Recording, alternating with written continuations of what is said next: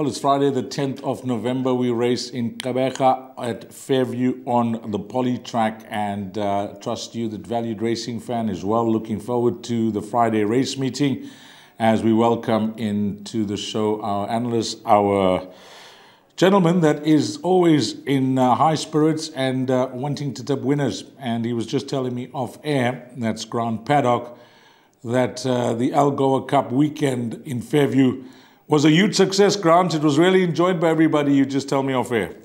Yeah, 100%. Dees, morning to yourself and morning to the punters. Yeah, very big success. Well done to everybody that was concerned there and to all the stables that had the winners. This time of the year is a really great time to be in Eastern Cape for the racing. But anyway, we're back at the poly track for tomorrow, and hopefully it's going to be a very, very good day. It looks a great card, and I think, if anything, Friday is a card to make some money on.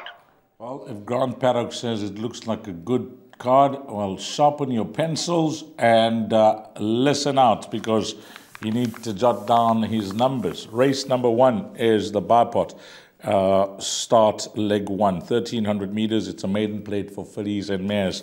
As always, we give you the horses in single figures and possible anti-post market movers from Hollywoodbets. Number 1 is at 8-1. 2 is at 8-1, 5 is at 8-1, 6 at 11-2. We got a 9-10 shot here, Grant, in number 7. That is 9-10, and then double figures the balance. Well, I think the best way to start the show off is, can we get off to a flyer here with this odds-on shot, or do we run for cover? Dees, we're going to get off to a flyer. I promise you, this horse is cherry ripe, having its peak run, third run after the rest. Richard Fourie up, got the draw, and all due respect to the rest in the field, this is a very, very weak maiden race. So I think Burn Baby Burn will win, and win comfortably by pot banker. Anybody who wants to go a little bit wider than that, you can add in Kitty Mo and More Than a Dream, but Burn Baby Burn, good thing. Okay, numbers 5 and 6, if you want to play exactors, I would suspect. That's what Grant is saying with number 7, Burn Baby Burn. But we are all in race number 1. We're hoping that the top one arrives and we get off to an excellent start on Friday. Race number 2 is at 13:05. It kicks off the place accumulator. It's a maiden plate over 1,600 meters. How are they betting here, Grant? Number 2 is at 5-1. 4, first timer in Gqeberha from KZN, is at 2-1. That's Give Us a Smile. 5 is at 5-2. Number 6 at 6-1. 7 is an 8-1 shot. And that is it. The balance are all in double figures here, Grant. Okay. I know the source from KZN called Give Us a Smile used to be with Daryl Moore, and the form lines are not the worst. But I think, if everything goes according to plan, a horse that could do well in the Eastern Cape. Well, the D's, normally that yard has an early bet, and I see there's been no money for it. I haven't heard anything for it. I must be honest, you'll know more about those form lines than what I will. But he's got to have a place chance, there's no doubt. Bob Lee Swagger, the 5 horses improving with racing. He's got to be there from a very good 1 draw. Then the 2, Maldano and Fuji Sun, they can only improve going over a bit further. But I really like this horse, Big 5, number 2. He's having his peak run, third run here. He flew in his last start. Only concern here, he can give away a bit of starter. That's not ideal, but the way he finished off last time in 22.5 over the 1,400, going the extra 200, for me, definitely the horse to beat. I really like him. I like Bob Lee Swagger to chase him home with a bit of give us a smile for the places and Fuji Sun. But my place accumulator, I would only go 2 and 5 here. Is there any concern from you that the horse took so long up in Gauteng? What's he having? I know he's only having his 3rd start for Montana, but a horse that was battling up in Gauteng. 32nd run this time round, Grant. 100% D's, but look at the surface. We've gone now from the Vaal grass to the poly track is completely different surfaces. This is probably what he was looking for. I watched his last race. You go watch that replay. Also, at the 400, you're 10 lengths behind. You get beaten 3 lengths. You've made up 7 lengths in 400 meters. That's on the poly track. That's really finishing strongly, and very shallow field this once again too. I really think he can't miss the first 3. To be honest with you. Well, sounding like Grant's confident here. 5-1 as a PA inclusion. How many horses would you include in the PA, Grant? Just the two and the 5. Bob Lee Swagger to go with big 5. 2 and 5, with the value being horse number 2 at 5-1. That could be a find from Grant Paddock. The big one, the pick 6, is at 1340, 20-2. It's over 1900 meters. We have a scratching here of number 7. Number 1, 33-10, 2 at 7-1. Hollywoodbets, there is action around number 4. Gideon's Daughter, 16-10 into 12-10. Number 5 at 33-10. 6 at 11-2. And that is it. Can we follow the money here on Gideon's Daughter in leg 1 of the pick 6, or we have to include a few runners to, be confident to get through this first leg of the pick 6?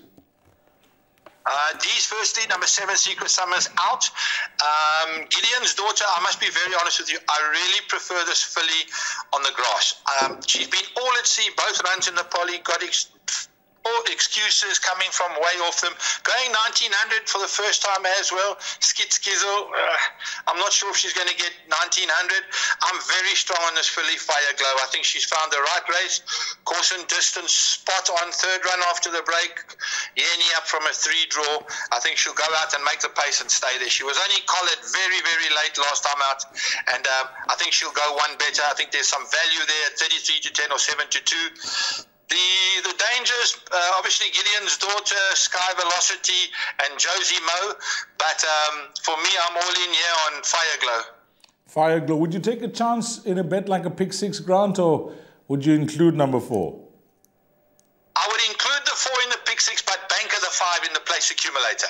Okay, 4 and 5 for Grant in the pick 6, and hopefully he can get through the minimum spend there of just 2 rand. That will be a winner. It would, and especially if you get the second pick in the betting market, beating number 4, Gideon's Daughter. That's the 12-10 shot. That will be a nice result for you. Race number 4, Jackpot 1, 1900 meters. They're betting here number 1 at 4-1, 2 at 7-1. Then we go on to horse number 4 at 6-1, number 6 at 3-1. There is some action here for the Charioteer, Grant, Sharon Cotson's runner, from 6-1 anti-post Hollywoodbets. That has been snapped up into 9-2. Number 9 is at 5-1. So again, it looks like a competitive race. When I looked at it initially, I thought maybe St. Cloud, Alan Kriev's runner, but then I chickened out and I started to look for horses in the pick 6. Yeah, this is one leg that can be tricky. On the card, probably the most difficult race. A couple of horses that can win. These classified stakes, the fillies are always better off. A horse like Heart's Ease is way down in class. She's been running she ran about second behind Wildest Dreams last time out. And then St. Cloud as well behind Opera Swing. And that form line has stood up and Opera Swing's won again. But I know this horse, number 8, the Charioteer, is well liked by the yard. And I see there is early support. The yard likes to go in early on their horses. And with that support, obviously it's fit and well, and I think they found the right race. Nice galloping weight of 54 kilos. Definitely my first pick, and then the 2 fillies, Heartsease and St. Cloud. But the pick 6, you need to go a little bit wider. I went in my pick 6, 5 horses, 1, 4, 6, 8, and 9, and my place accumulator 1, 5, and 8. 1, 4, 6, 8, and 9. Grant going with 5 runners. I like that. That's half the field on the head. I think if he included one more runner, then I would have suggested the field here. So Grant's on the money here, half the field, race number 4. And I think that the horses that he's picked out could be the right horses to play around for the pick 6. But he agrees with the anti-post betting market that number 8, Charioteer, could still be the value at 9-2. Race number 5, it's a fillies and mares, 70 handicap. The distance is 1600 meters. This is the way they're betting, Grant. Number 1, Demigod, is at 4-1.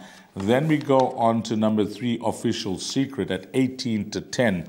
Number 4, Lady Writer, is at 11-2, along with number 5, Raising Quinn, at 11-2. One more runner in single figures, and that's number 7, Trip to Barberton.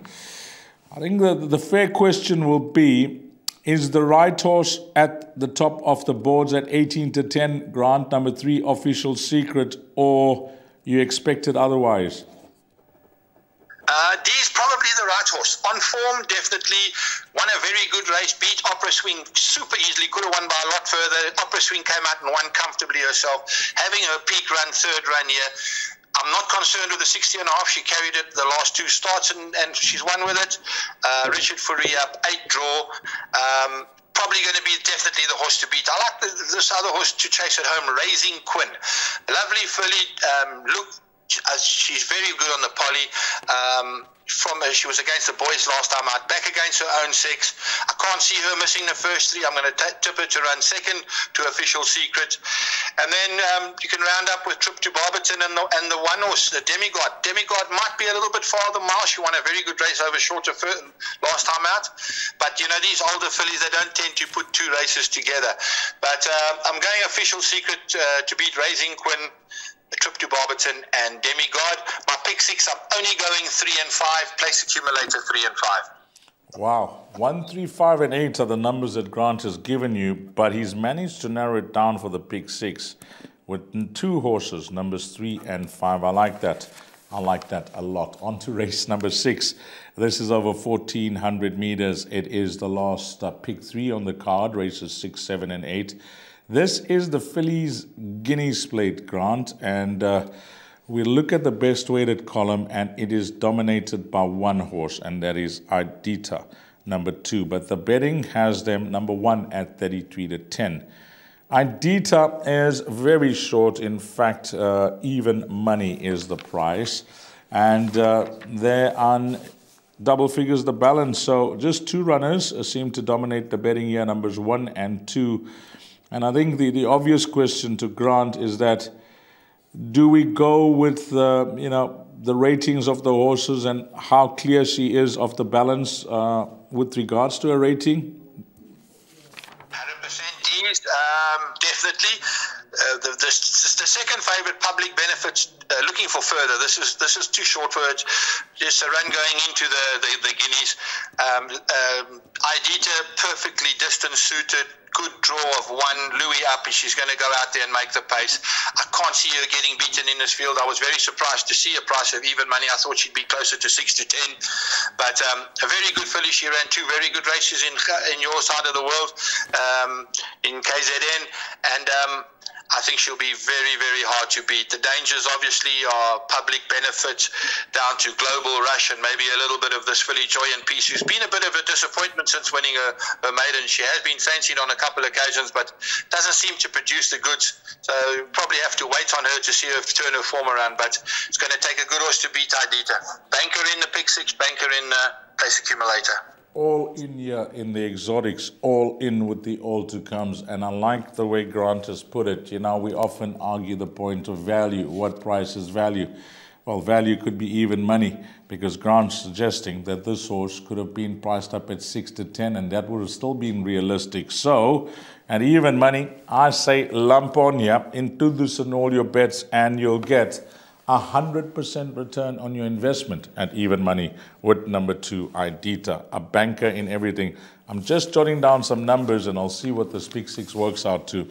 Maybe I'll read it out at the end of the show when Grant gives his suggested bets. Race number 7 is over 1,000 meters, is fillies and mares 66 handicap, where number 1 is at 11 to 2, number 2 is at 5 to 1. 3 is at 5 to 2, along with number 4 at 5 to 2, and there's one underrun in single figures, and that's horse number 8 at 6 to 1. Well, the fixed odds betting market can't split these 2, Grant, numbers 3 and 4. But my question will be, does the race stop there, or do we need more? Listen, I make it a boat race between the 2 of them. On the turnover, the weights, Mia Regina should hold Angel C. Angel C's at an extra run, so that even puts it a bit more in the favour of the Mia Regina having her second run here. Jason back on. She ran a good race to her last time out. They'll probably finish 1-2. The danger here is impressive, Nessie. Given a shocking ride last time out, I must tell you. I don't know what the boy was trying to do with the fractions he was doing, but Muzi will give it a lot steadier ride. She's a pacey filly, and she can definitely run into the money. I've only gone the 3 horses in the pick 6, 1, 3, and 4. My preference is the 3 to beat the 4 from the 1. Well, 1, 3, and 4 is a nice way to try and narrow that perm down because there's 9 runners that go to post and Grant has gone with 1/3 of that field. So we're on to race number 8. It's over 1,200 meters. It's a merit-weighted 68 handicap. And this is the way they're betting. Number 1, Coastal Part, is at 18-10. Then we go on to number 4 at 6-1. Number 6 at 6-1. And there's money. Hollywoodbets for number 7. Mr. Bodacious from 7-1. That has been snapped up, now 11-2. And, oh, sorry, one more runner, Grant. Number 10, Persistence, is a 7-2 shot. Before you give your numbers, let me tell you what this perm is costing thus far in the pick 6. In the first leg, you had 2, and then you had 5. That's 10 times 2 is 20. 20 times 3. It's just costing you a 60 Rand, Grant, your perm that I've written down. It's costing 60 Rand going into the 8th race. I'll read out those numbers before you give your suggested bet. So you got some money to spend here at 60 Rand going into the last leg. We start off with a favourite here, Coastal Path. He won last week and 7 days ago, last week Friday. Hard ridden, got up to win a short head, got 3 points. Carrying 61.5. I'm going to probably brass him. He's going to go into the pick 6, but I think he'll battle to win the race. I like this horse, Mr. Bodacious, course and distance specialist. From a 1 draw, I can see Kumalo going out there. I believe there is going to be a tailwind tomorrow. He'll try and pinch the race. Joyous Jubilee, another big runner from a good draw, loves the poly track, loves course and distance. And then Persistence down the bottom. Cliffy's Yard's been a bit quiet, but looks like he's found the right kind of a race with a decent draw. So there's 4 horses for me here. I must say there has been a bit of money for this horse. Number 4, Helleros. I think maybe a person should add this in as a Shruti. I see it only got beaten 3 lengths by Narcos. Narcos, a very decent horse. Done nothing wrong in Port Elizabeth. So that's probably have to go in. So my pick 6 numbers were 1, 4, 6, 7, and 10. My place accumulated numbers 1, 6, and 7. I think the winner will come from either Mr. Bodacious or Joyous Jubilee. 1, 4, 6, 7, and 10. So that's 5 runners on the mark, half the field. Grant, that Coastal Path, if my memory serves me correct, it was those 3 horses that went past the post at 1 and Richard was down the middle of them. Wasn't that the race? Any 3 could have won that day. That's 100%. That's the race, yeah. It was 3 horses, short head amongst them. Very hard run 7 days ago. Not going to be easy, especially carrying 61.5 on Friday. Yeah, I think you have read the spot on because it's a 7-day break, and I remember that race clearly now that Grant has pointed out. That was a tough race for this horse to get up. Can he follow up? Well, some will say he can, but we are going to run for cover here with 5 runners, numbers 1, 4, 6, 7, and 10.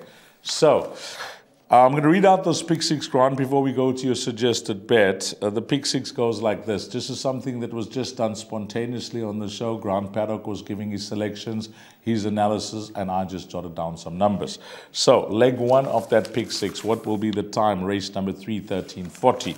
He's gone 4 and 5. Second leg, 1, 4, 6, 8, and 9. By 3 and 5, by 2 a banker, by 1, 3, and 4. And the last leg with 5 horses, 1, 4, 6, 7, and 10. That spend will now cost you 60 Rand times 5, 300 Rand on the head. Wow, wouldn't that be something to catch a full unit at 300 Rand? Grant, that was the pick 6. That was I just did that for a guide for the guys. They can jot down those numbers and possibly use it with their selections. But what's your suggested bet? It's on screen now. All right, D's best bet race 6, number 2, Idita. My value bet race 5, number 5, Raising Quinn. And my suggested bets are win multiple. Race 1, number 7, Burn Baby Burn. Race 3, number 5, Fire Glow. And race 6, number 2, Idita. And that should get you around 15-1. Wow, you've given us lots to think about for this race meeting, Grant. Lots of horses that you like in the respective races. I've jotted down a pick 6. You've given out numbers as you spoke about each races. You seem very excited about the card. It seems to suit your eye. And hopefully everything falls into place. 100%, D's. I do think it's a very good card that the punters can make some solid money after the weekend. It's the right time of the month to get some money to push you through. So hopefully all goes well tomorrow. Thank you very much. What Grant Paddock is basically saying, if you're on the tee box, don't use the iron. Take out the driver and hit it straight down the fairway. That is what he's hoping for. on Friday in Quebec. Thanks to Grant Paddock, thanks to the entire team at Gallop TV, and to you, the varied racing fan. I hope you have a wonderful day's racing at Fairview on the Polytrack. Make a huge profit, find all the winners, and hopefully it turns out to be a very successful day for you. From ourselves, D's Dinan, until we meet again, you take care. Salani Gashle.